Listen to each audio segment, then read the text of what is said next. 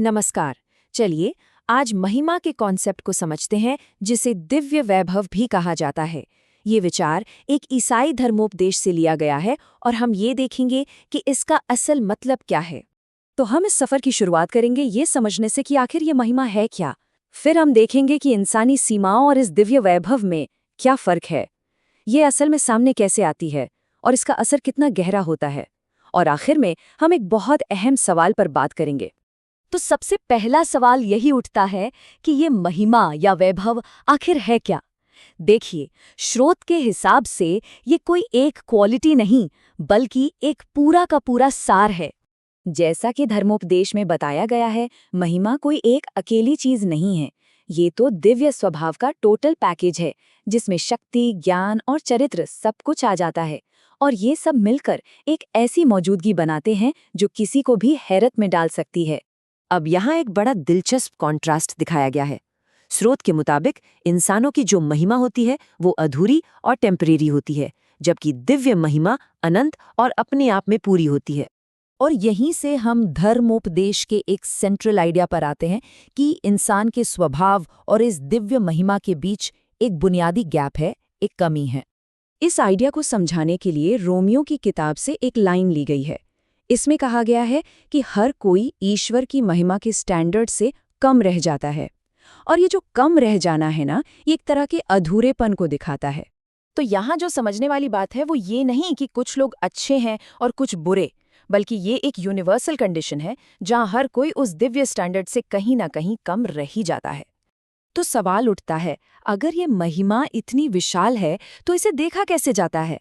धर्मोपदेश में इसके लिए कुछ बहुत ही पावरफुल छोटी छोटी कहानियों के उदाहरण दिए गए हैं। पहला उदाहरण है लाजरस की कहानी का, एक ऐसा आदमी जो 4 दिनों से मरा हुआ था और जिसकी हालत को पूरी तरह से होपलेस माना जा रहा था। तो यहाँ लाजरस को जिंदा करना, इसे दिव्य महिमा का एक डायरेक्ट मैनिफेस्टेशन, मतलब एक सीधा प्रदर्शन माना गया है। ये मौत के ऊपर शक्ति का प्रदर्शन था। दूसरा उदाहरण एक ऐसे इंसान का है जो जन्म से ही अंधा था और उस जमाने में माना जाता था कि उसकी ये हालत उसके या उसके परिवार के पापों का नतीजा है।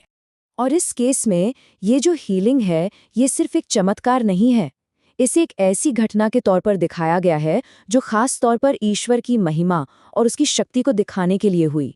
और आखिर में कहानी है मूसा की, एक ऐसा लीडर जिसे उसके लोग पहले से ही बहुत इज्जत देते थे, बहुत मानते थे। और ये बात बहुत शानदार तरीके से दिखाती है कि जिनके पास बहुत ज़्यादा इंसानी महिमा होती भी है ना, वो भी अपनी लिमिट्स को पहचानते हैं और असली दिव्य स्रोत को देखना चाहते हैं।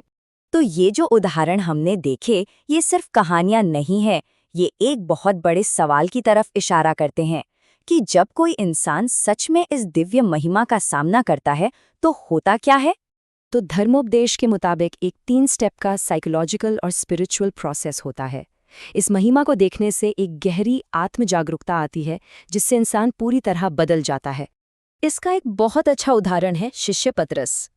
जब उन्होंने मछलियों का एक चमत्कारी झुंड देखा जो कि महिमा का एक प्रदर्शन था, तो उनका पहला रिएक्शन खुशी मनाने का नहीं था, बल्कि उन्हें अपनी अयोग्यता का जबरदस्त एहसास हुआ।